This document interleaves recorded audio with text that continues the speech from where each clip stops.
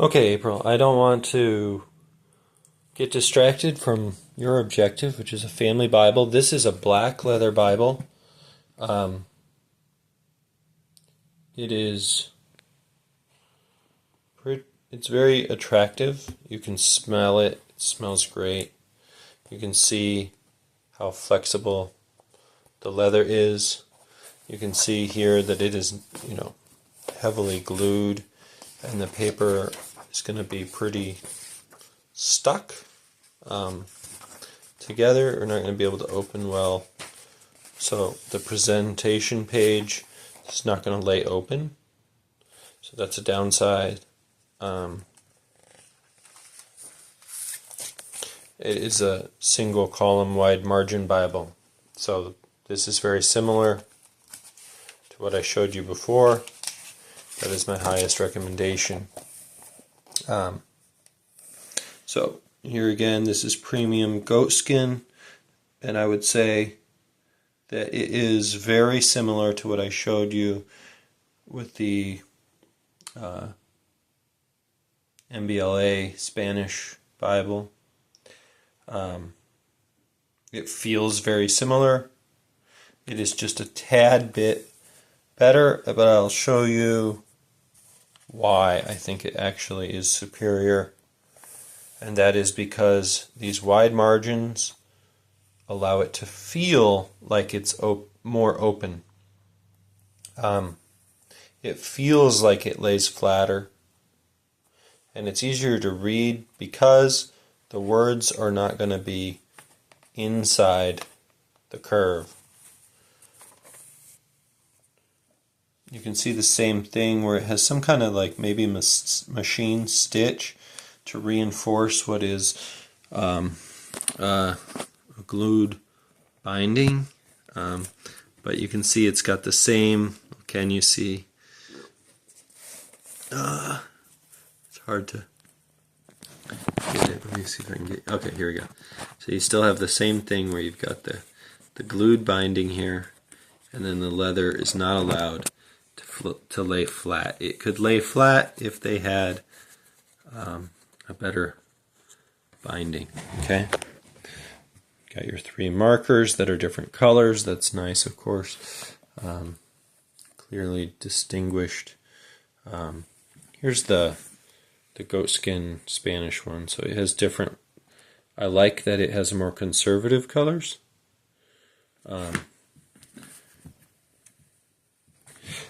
Appearance is a really big factor for are we going to not be able to focus? Come on.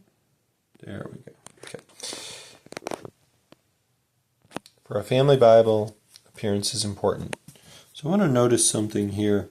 This Bible has red letters for the verse markers, which distinguishes it from the text and lets you know that's not part of the original. I like that. Again, does red de-emphasize or extra emphasize? Traditionally, red extra emphasizes. At least it's not a bright red that they used. So as you're reading, you can ignore the verse markers. They still have the large chapter. That's, again, for reference, to be able to find it easily. But any Bible can make itself at least double in value by just getting rid of this stuff. Except for finding things. It has really big headers with large spaces in between. Not a big fan of that. But again, the pretty large margins. I'm guessing this is an inch or inch and a half margin. Now, this is a CSB version of the Bible, and I find that it is very, very readable. I like it for that reason. Again, here you can see, this Bible cannot lay open. It just is not going to do a good job of it. I can try to loosen up those to see if it lays flat, but like if I push it down, it's going to pop back up. But again, the wide margins are going to enable the text to not be as curved when you're looking at it. So I do really like this one. I think that this one, I don't know what the cost of it was. At the moment, I can do a separate thing where I send you a link. It's made by Holman, Christian Standard Bible. Let's go to the New Testament. John.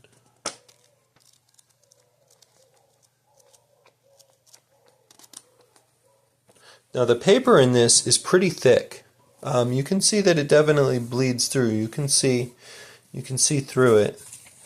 I would love to have a Bible that had a thick enough page that there wasn't bleed through. But the Bibles are just so big that it's difficult to do that. But you can see here, it's a fairly simple transition. New Testament. It's not got study notes and all those things that make a Bible cluttered unless you're actually using them constantly, which I certainly did when I was young and before I was well studied. But I don't think they serve any purpose in a family Bible other than to be in the way. So this Bible does an interesting thing. It uses bold print for the Bible quote. That's a really fascinating thing, right? So you definitely have to get used to the format of any Bible, right?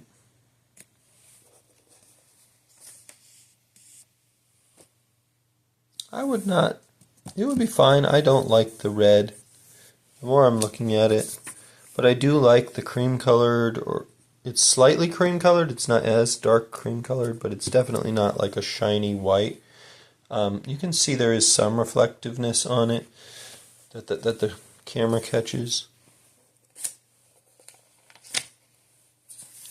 So even as you're getting here, you have a lot more curve, but the slightly wider margin does alleviate that just a little bit, but you're not going to have, it's just not going to lay open well as you get to the edges of this Bible.